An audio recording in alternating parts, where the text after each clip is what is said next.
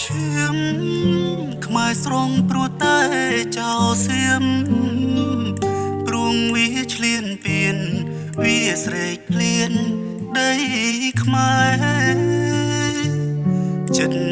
វាខូខើគ្មានអ្វីដូចទេវាសុំលាប់ខ្មែរគ្មានញញើតដៃទេណា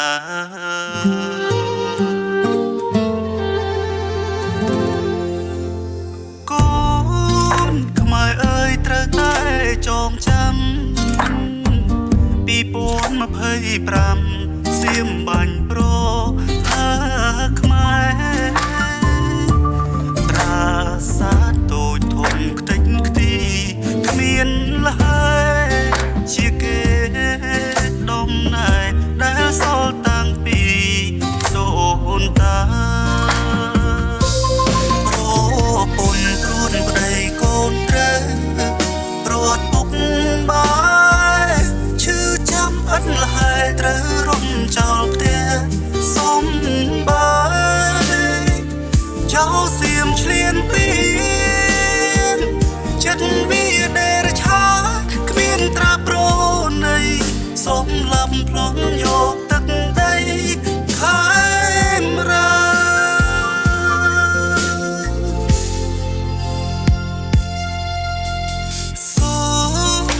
អរគុណព្រះអង្គមទ័ពខ្មែរដែលហ៊ានបូជាទោះបីជាជីវិតការពារទឹកដីដោយចិត្តមួងមុតខ្មែររុងបានសុំព្រមមានព្រះអង្គមទ័ពខ្មែរ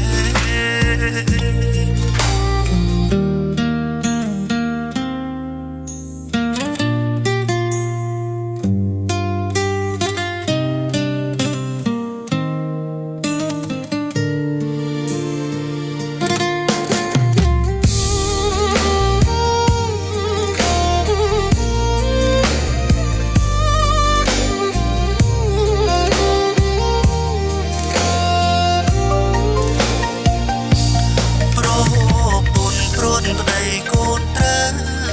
ព្រាត់ពុកបា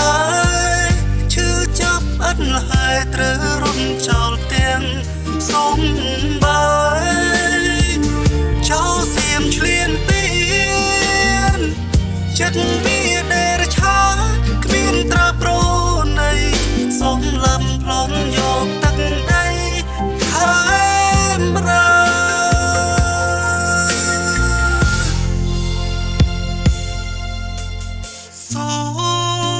អរគុណព្រះអង្គមទ័ពខ្មែ